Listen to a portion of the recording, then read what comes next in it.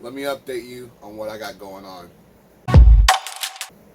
What's up, YouTube? So today's video is just gonna be kind of a get you up to speed type of video, and this video's actually been recorded a couple days after the egg cutting video that I posted. I think it was the 10th that I posted it. So I have a lot of videos that have been posted already, just waiting for them to go live on YouTube. So a lot of videos are out of place as far as when they were recorded.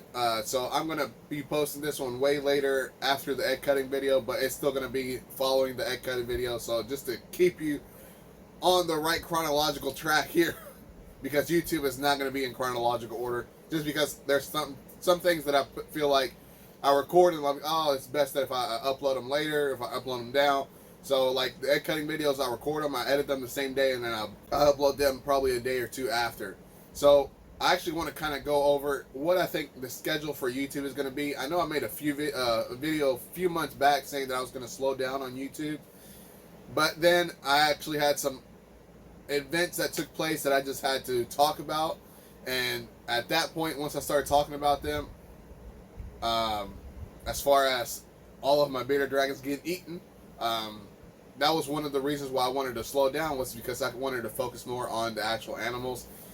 But honestly, at this point, I have so much stuff that I have to do in here that recording a video that's 15-20 minutes isn't going to take much time. So if I can do that once a day and I'm out here every day, it's not going to hurt very much. So I'm just going to keep on making YouTube videos, and I'm not going to slow down at all. I'm going to ramp up and I'm going to do more.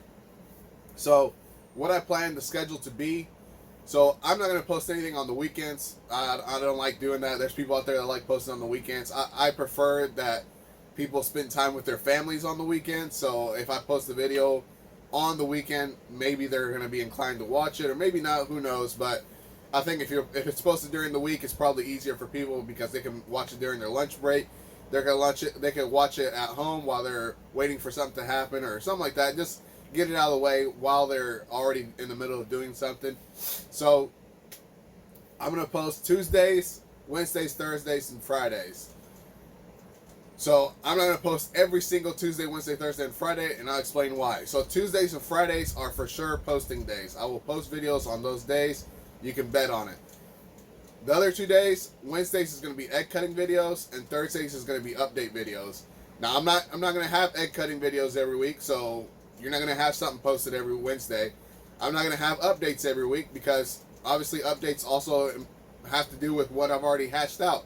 I will have an update video coming up soon because I actually have a clutch of bearded dragon eggs that are hatching right now and one that just hatched. So I will have 2 clutches of bearded dragon eggs, or 2 clutches of bearded dragon babies that I can show you as far as update goes. The egg cutting video, as I said, is going to be, it was just recent, so I'm going to be posting an update video for that clutch after the fact. So again, it's going to seem out of order. I will obviously post this video as soon as I can instead of making you wait for the video later on, because obviously I want you to get that out of the way so you know what the schedule is going to be beforehand. So obviously, if you can see behind me, I have a different background, kinda. It's obviously very similar to the old background, but it's different.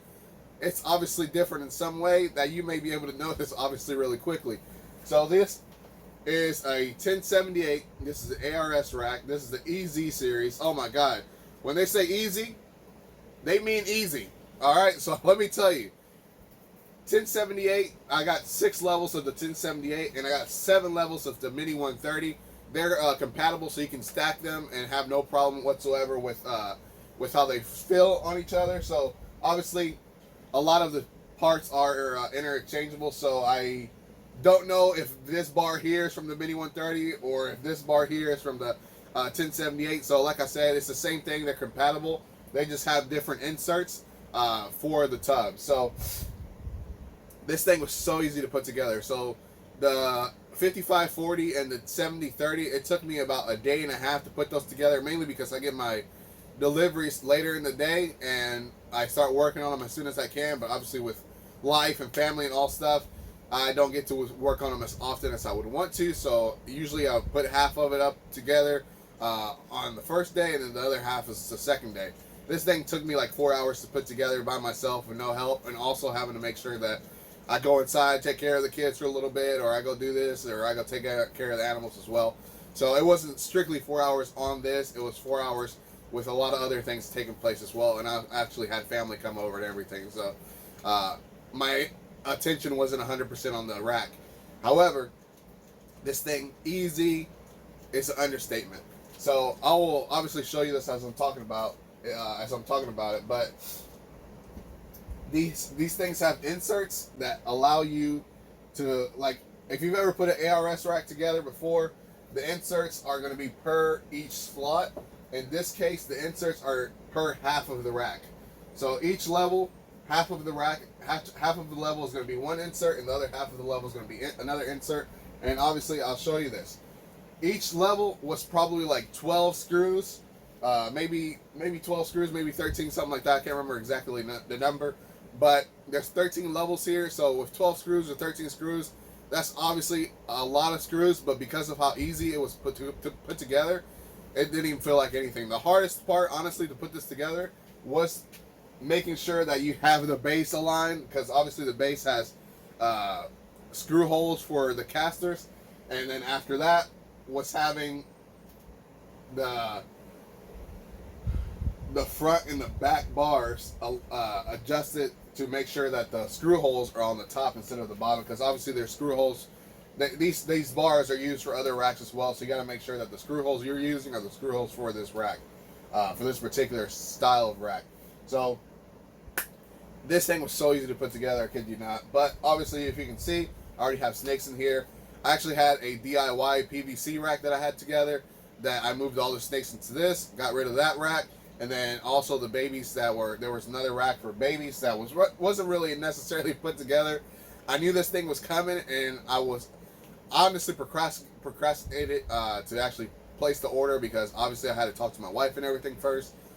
But eventually I put the order in, and I actually came in a week early, so that was great.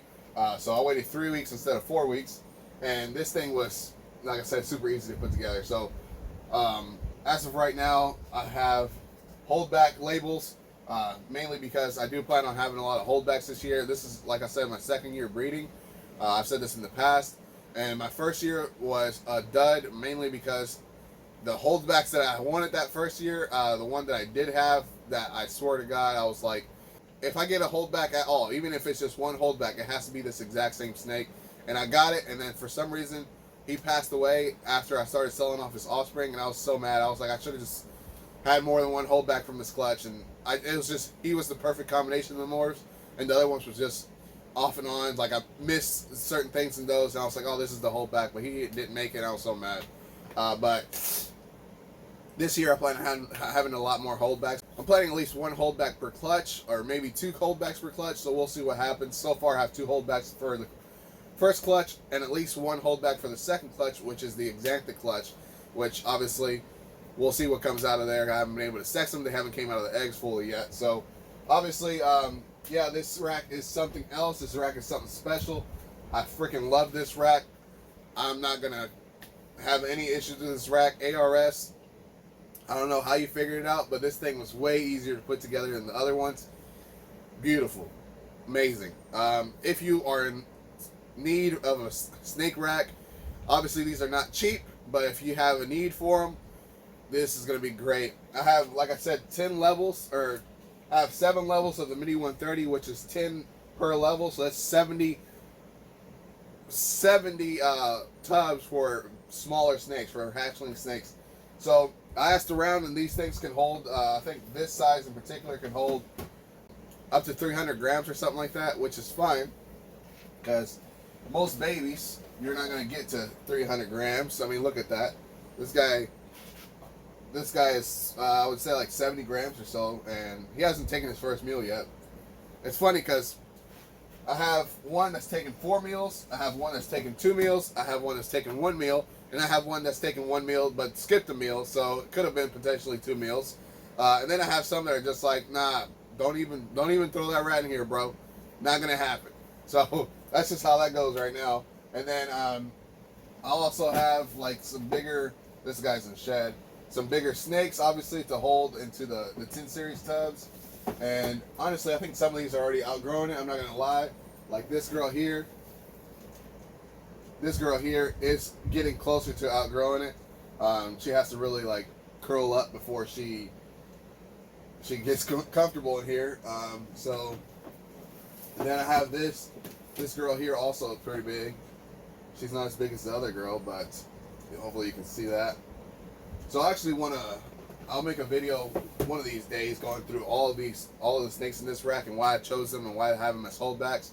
So some of these are labeled as holdbacks, mainly because of the placeholder, but these are also snakes that I purchased as babies, and obviously they're not my holdbacks, but I purchased them as babies, and I just put them in this area because obviously I want to make sure that for any reason whatsoever, I don't accidentally ship them off. Obviously that's probably not going to happen, but just for my peace of mind, I always label everything to make sure that something wrong can't happen, right? Even like with the baby bearded dragons, once they sell, I'll mark them as, I'll put a red dot, real big red dot on the base of their tail.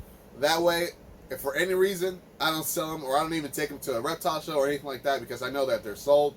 But you never know. Obviously, in the midst of everything, where you're rushing, you never know what you grab.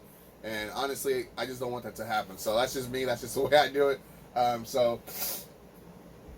Yeah, that's my update for the day, for the week, for the month. I don't know. I'm making update videos like once a month. I feel like maybe once a week sometimes. But yeah, that's the update. Got new rack, got new babies hatching.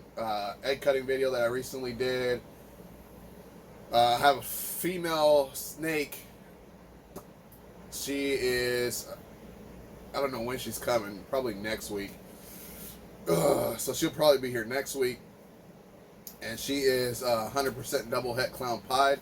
And I have a male clown het pied that is ready to breed. So I was just waiting on this female to get here.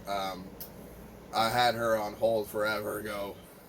I just didn't have the space, so I was just holding her as long as I could, because I didn't have the space for her. But now with this rack, I moved a lot of babies that were in the bigger style tubs into this tub, into these smaller tubs, just to kind of give them a placeholder.